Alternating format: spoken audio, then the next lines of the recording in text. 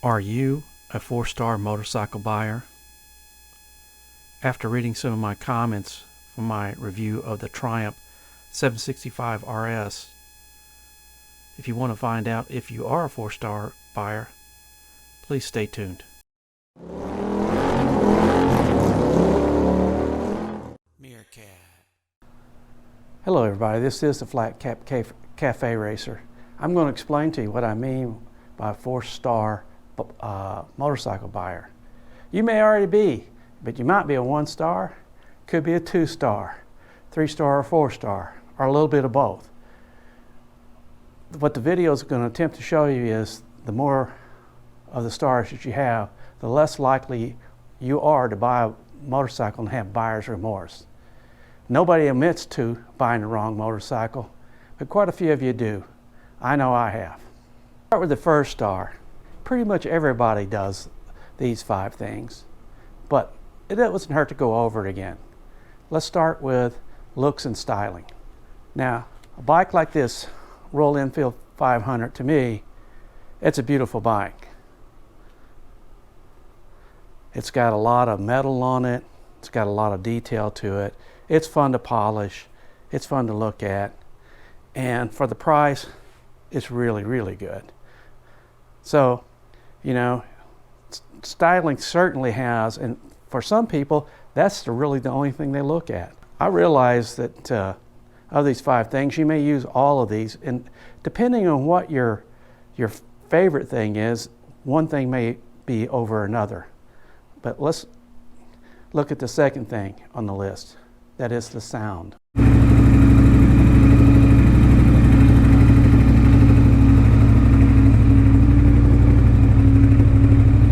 Well, folks, to me that sounds good. Now, it didn't quite sound that good when I bought it, but I understood that I could get some aftermarket mufflers for it. And that's one of the things we'll talk about in another star. It never fails. Most people won't mention this till after they buy the bike, but really one of the things that really makes a difference is the performance.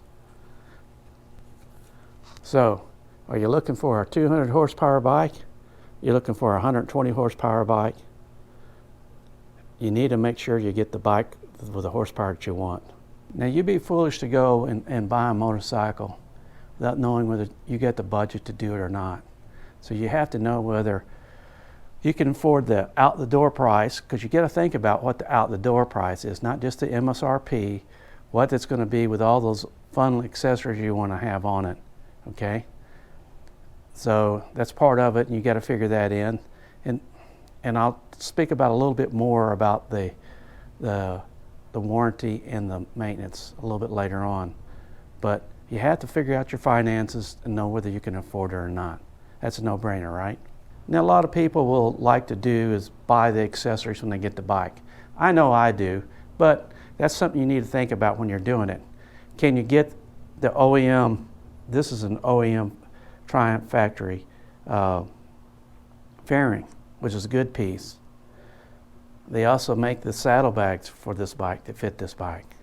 All these 5 things are done right. I can almost guarantee you that you'll be at least happy to the first service of the motorcycle. If all these things are good, I think you'll be good to the first 600 miles. Now let's go on to the 2nd star. You're going, wow, I thought maybe the 1st star is all. Some people only get those 5 things on the 1st star. That's all they do. And maybe they're happy with the bike for 5 or 6 years. But most people, if they don't look a little deeper, they won't be happy for long. I'm going to show you a film clip here I did when I was doing the review of the 765 on pushing the bikes out the garage and moving it around. That's very important, because you'll see with this Moto Guzzi behind me how difficult that is, and versus the Royal Enfield. And the tougher the bike is to push around and get in and out of the garage, the less likely you are to use it. And it's fairly light, so it moves pretty easy. So what I want to do is get it so I can make this turn and get it pointed out towards the road. So on a 1 to 10 scale, 10 being the easiest, This is about a 9.5, I'd say. Coming off the stand, it's a heavy beast.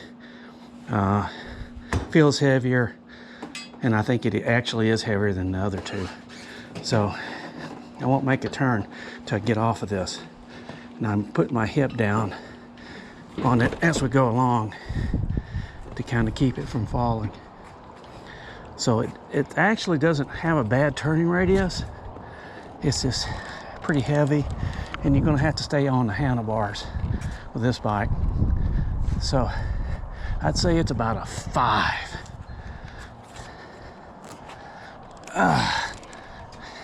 Maybe more as you push it. Hopefully in the second star, one of the other things you're going to get to do is you're going to get to do a demo ride.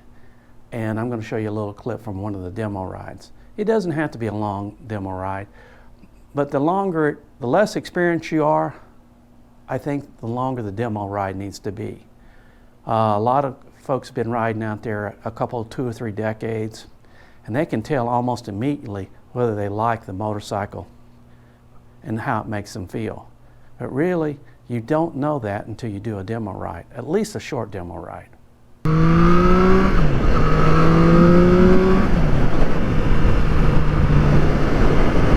Another important, if not critical, consideration is the seat height of the motorcycle.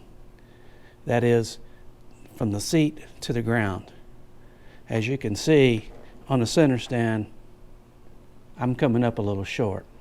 Okay, for seat height, when I bring this bike up to center with both feet down, you can see that only the ball of my foot on both sides is down.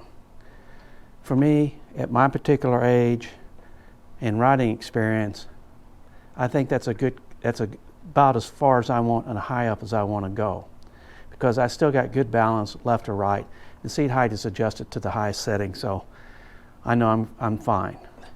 The more experience you have, less important you'll find that the seat height is, because you'll get comfortable with the bike and the handling of the bike. But for newer riders, seat height can make or break whether it's a good buy for you. So I would suggest that at the very least you need to be able to get, if you put on one foot, you can go all the way down to the ground on one foot.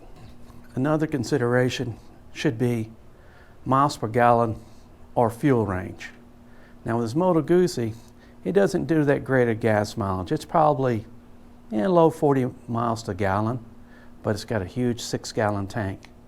So for that, I like to have a range at the minimum at least 150 miles. Closer to 200 is better. So some bikes, like this Thruxton R, it's only got a almost 4-gallon tank, not quite, but it happens to get 52, 53 miles a gallon depending on how I geared. If I have it geared high, it'll get at least 60 miles a gallon. So it may have a smaller gas tank, but it makes up for it in miles per gallon. You find if you get a really, really small gas tank, or your bike gets really poor miles per gallon and you don't have a large gas tank, you'll quickly become a little disenchanted with a motorcycle. The Tiger here's got I think it's 5.2 gallons, and it's a good 250 mile range on the bike. And a Royal Enfield's it doesn't have a large gas tank, but it's typically a 170, 180 mile range. A lot farther than I want to ride it anyway.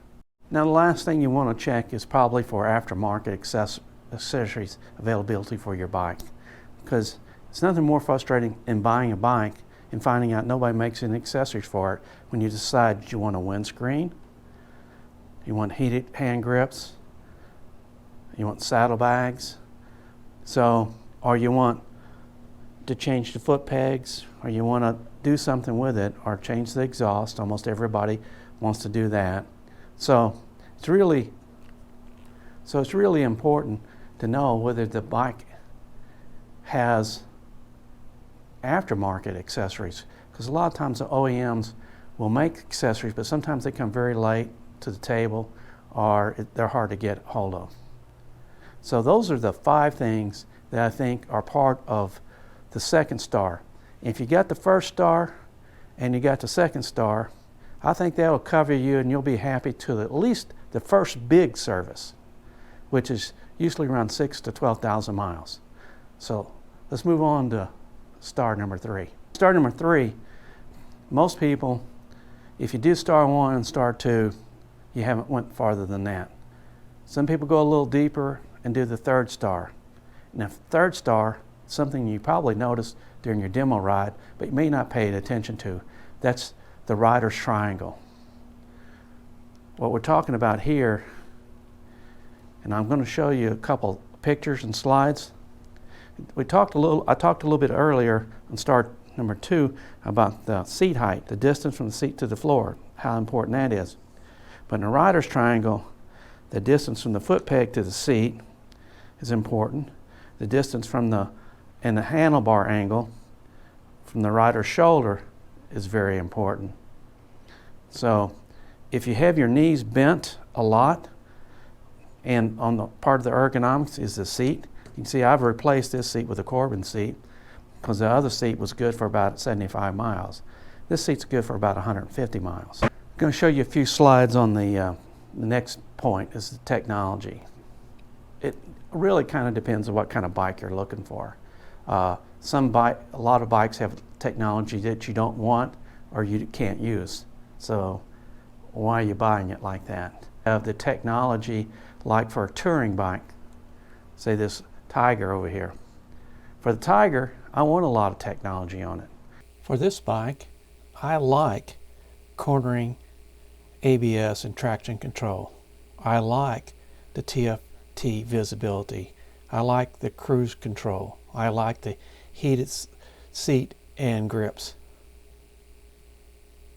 I want to be able to take the bags on and off. I want the things that are really given during this for the technology part.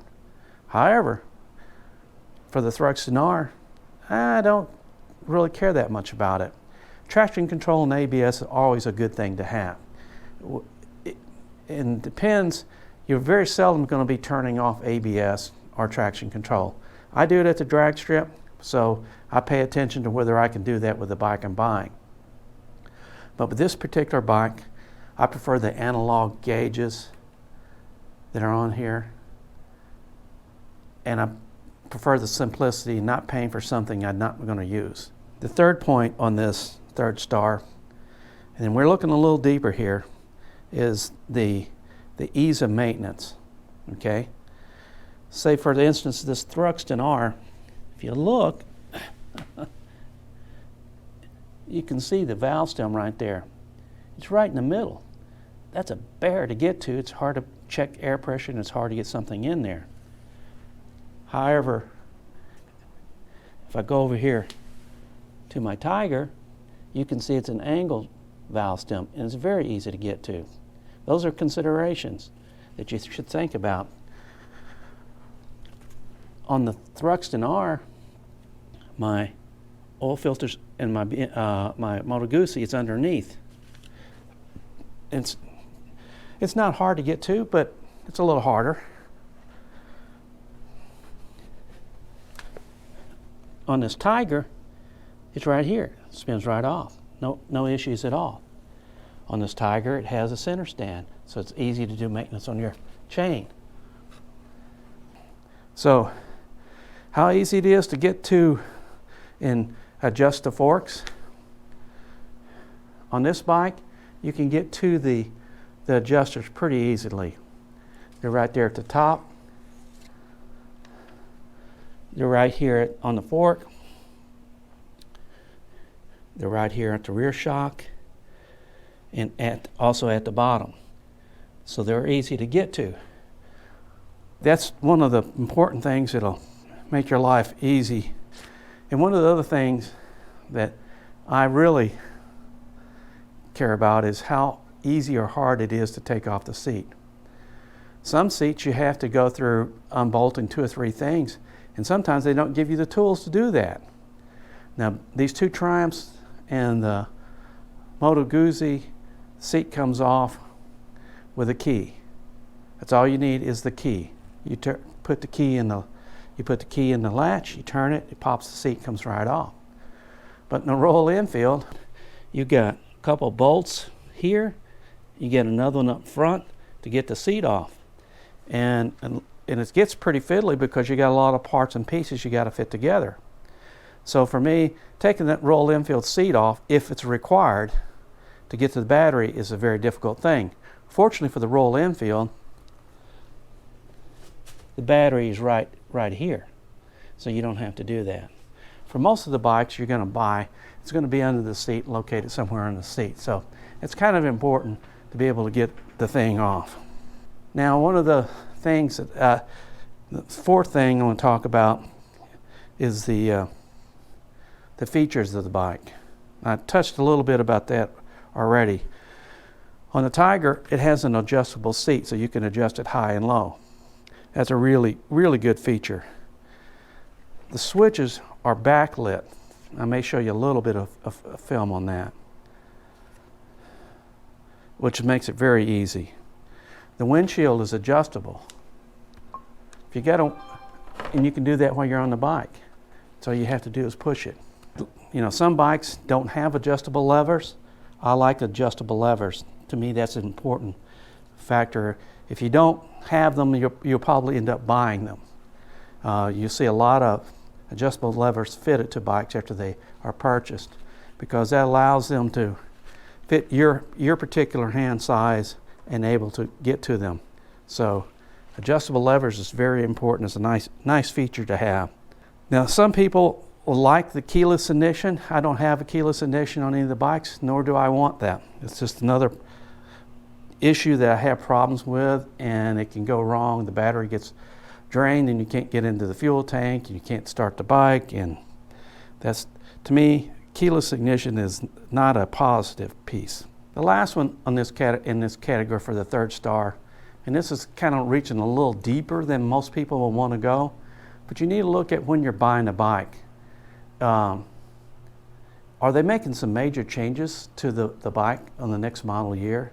So are you buying something that in 2 months it's going to be replaced with something maybe even a little bit better than what you're getting right now? So I'm pretty sure that if you've done the things on the 1 star, you've done the things on the 2 star, and you've done the things on the 3 star, you're probably going to be happy with this bike, at least until you have a warranty claim, which may be down the road 2 or 3 years. So I think most people don't ever get past the 3rd star. And let's go on and talk about the 4th star. The 4th star, I guarantee you 99% of the people don't pay any attention to this one when they buy the bike and when you go in. And I also guarantee you that is one of the biggest factors that will make you happy or unhappy with the bike, and that is the tires. For instance, I have some Metsler Torrance tires on this Tiger 900, and they're all right for the dry. They're not too good for the wet, and they make a little bit of noise, and they're not the most grippy tires. And as long as you understand that, that's fine, but that is an irritation, because once I put tires like this Road 6 that I have on the Thruxton R and over here on the Moto Guzzi, that bike handled, it looks like it's a different bike. It's quiet. It was good in the rain. I put a set of Road 6s on my old Tiger, and it was great in the rain. It was just like it was dry. So tires make a big difference, you know. You can have super sticky tires like I had on the Thruxton R. These are Metsler K2s and K3s. They wear out pretty fast. They're not very good in the rain. So what you're going to see in a lot of bikes when you go to buy a bike, especially in the middleweight and heavyweight position of bikes, you're going to see that they have super sticky tires on them. And the super sticky tires on those bikes they won't last long. They're probably not going to be noisy. They're going to give you great grip in the dry and the heat. But when it gets wet, it gets cold, you're going to be wishing you had some Michelin Road 6s. You won't notice this on your demo ride. You probably won't not pay any attention to it because you're looking at everything else and you're distracted. But this is one of the areas that you should look into at least to account for is in terms of price, of whether you need to replace those later on or not. Now this next thing is something I've done for the past probably 5 or 6 bikes, new bikes I've bought. And I think it's a really important consideration. And that's the warranty and the ability to get the extended warranty. Now a lot of folks are going up now, and pretty much 2 years unlimited is about the minimum you should expect. 3 years is better. Unlimited mileage is always better. You're probably going to hit the time frame before you hit the mileage, but some people hit the mileage pretty quick. But I prefer to get the extended warranty, which mirrors the OEM, and I prefer to get the plan that has no deductible. Okay, so then you can do that. You can use that any place, like Triumph shop, or if you bought a Triumph or a BMW shop. Now they do have a tendency to cost a little extra money. You need to account for that, but as a buyer, what you want to do is probably get it when you get the bike, because that's probably going to be the cheapest it's ever going to be. So, for instance, let's take a look at this one. This is the one on my Triumph Tiger. Now I've got 3 years plus 60 months. I got 96 months of warranty with 0 deductible. It's the same as the Triumph warranty.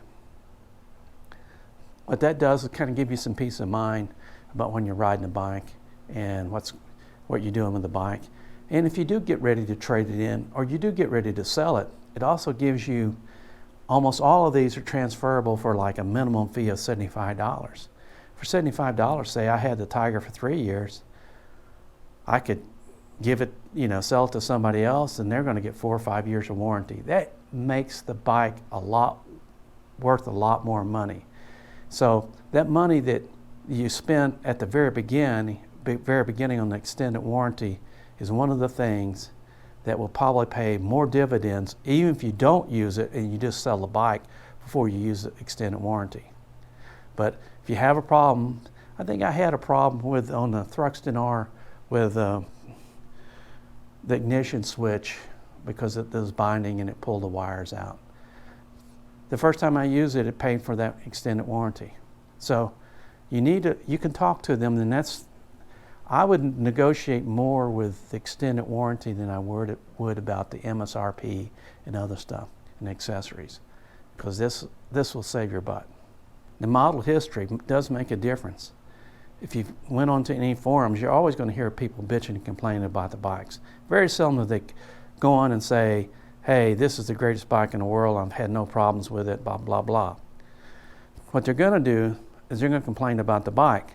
Now, a lot of times, they'll say the shifter doesn't work. Well, what they fail to mention is they crashed the bike and bent the shifting rod on it. So, you got to take some of that with a grain of salt. However, one thing you don't have to take for, if you're in the United States, or any other country, you probably have the same thing.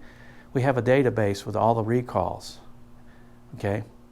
Then you can see all the recalls in the particular bikes.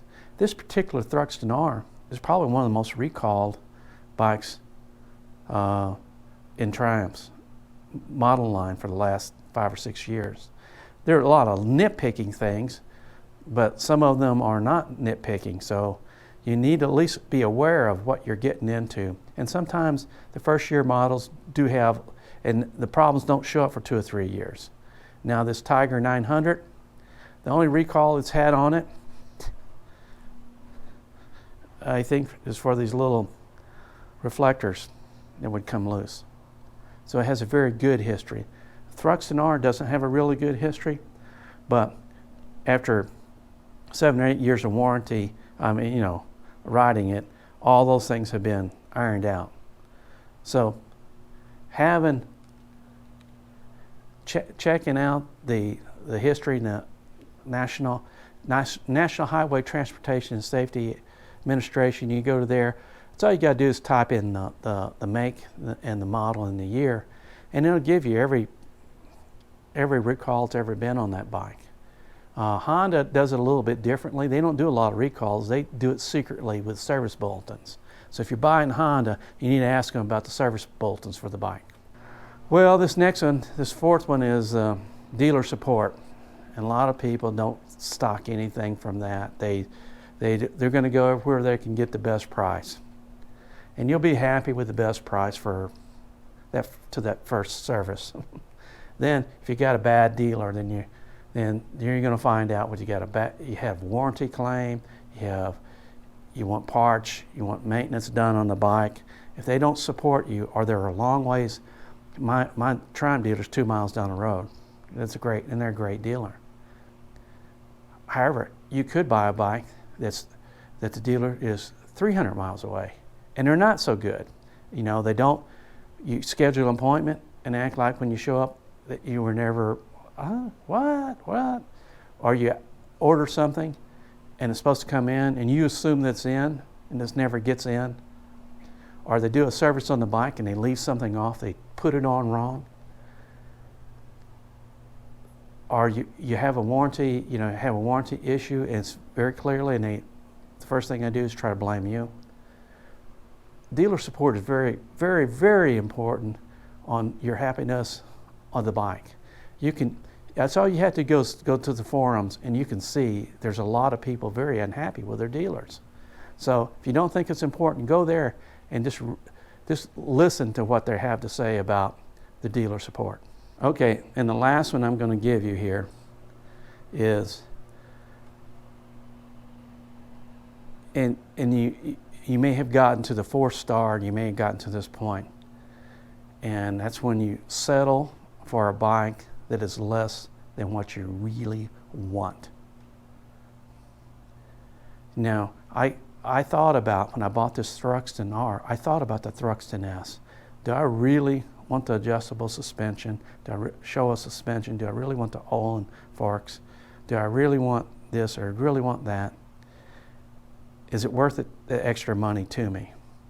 And I'll tell you, almost 100% of the time, you'll be unhappy if you bought a motorcycle that was less than what you really wanted. You're better off to save your money for another year and get what you really want on the motorcycle, because you'll truly have buyer's remorse if you don't. So, in wrapping it all up, I think if you kind of knock all those stars out, you do all of those things, I don't think you'll ever be unhappy with the bike you have. The only bad thing is you're going to be sad when you sell it or you trade it in, because then you need to start all over again. And if it met all those 4 stars as a buyer, you're going to be happy with the bike. There's no doubt in my mind. So this is Flat Cap Cafe Racer out for today. Bye.